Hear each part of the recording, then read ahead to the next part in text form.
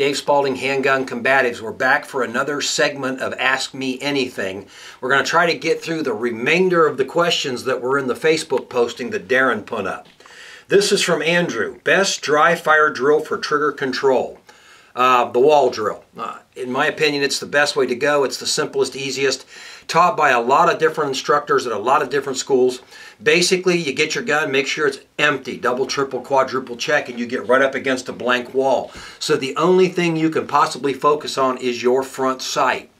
Line up those sights, get the gun up there, depress the trigger because that's what you're trying to do. Depress the trigger. Apply a constant pressure to a breaking point. Depress it straight back until it breaks and make sure the front sight doesn't move. Hold the trigger to the rear, cycle the action, go back up, work that reset, trying to be minimal on that trigger. You don't want to be coming off and spanking it and doing all that kind of stuff. The front sight tells you if the muzzle goes astray, so as you're pressing it back, you see the front sight moving around, you know you're doing something with the rest of your hand that's taking the gun off target. So I like the wall drill. Another one from Andrew, curved or flat-faced drop-in triggers, don't care. Totally up to you. Some guys like the flat-faced ones because they feel like they can get a little better trigger finger geometry on them. If that works for you, great. I like smooth-faced triggers over serrated triggers, but I've had good shooters say they like the feel of the serrations on their fingertips. So whatever works out for you. From Scott, Dave, in your years of training, what is the most insightful lesson you have learned about firearms training? That shooting is not fighting.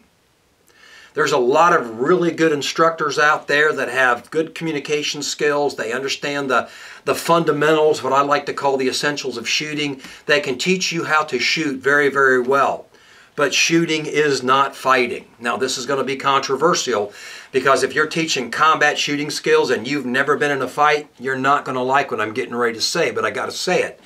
Someone who has actually been in conflict, that has been in a fight, that has been through tunnel vision, auditory exclusion, has had their fingers shaking, is sweating, has to come down from adrenaline high, they can relate that experience to you better than someone who has not and is merely recycling that information because it was told to them by somebody else.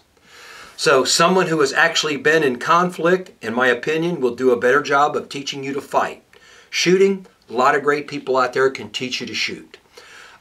Shooting is certainly included in fighting, but fighting and shooting are not necessarily the same thing.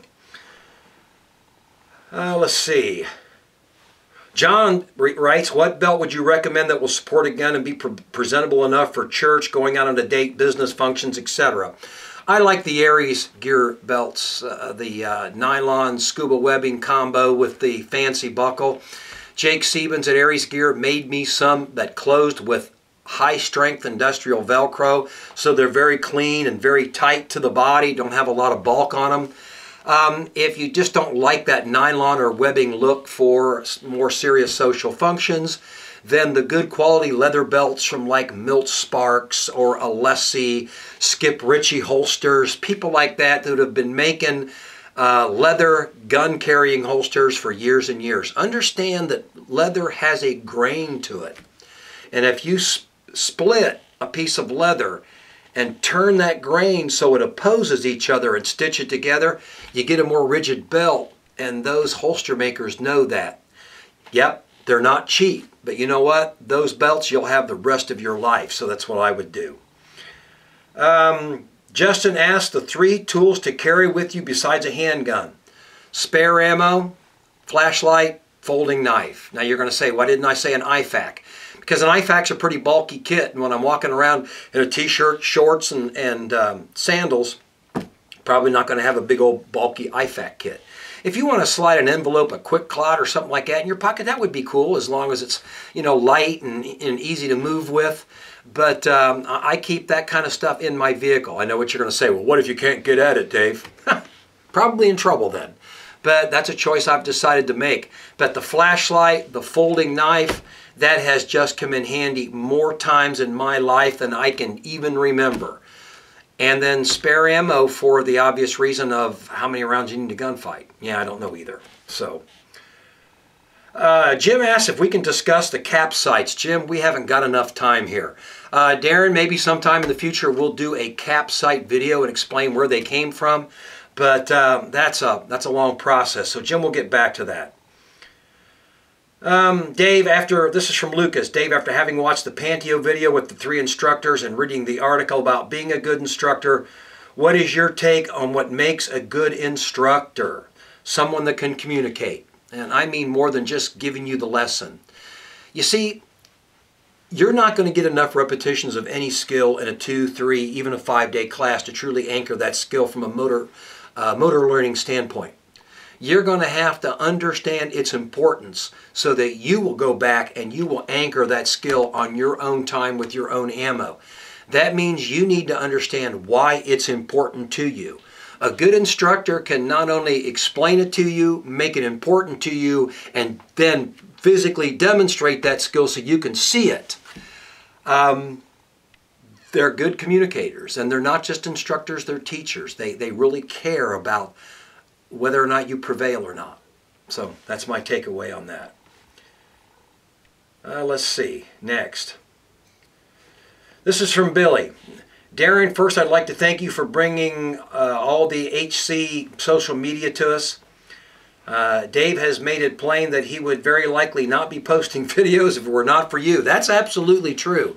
If it wasn't for Darren and my son Tom, I would have no social media presence. I wouldn't know about a website or any of those kind of things. So I'm sure those guys, especially Darren, appreciates that. I have seen Dave demonstrate and articulate, defend the need to practice both the emergency reload and the speed reload. And I agree with him on the need for both, but I don't see, however, is retention of the partial magazine or what we used to call the tactical reload. Why not?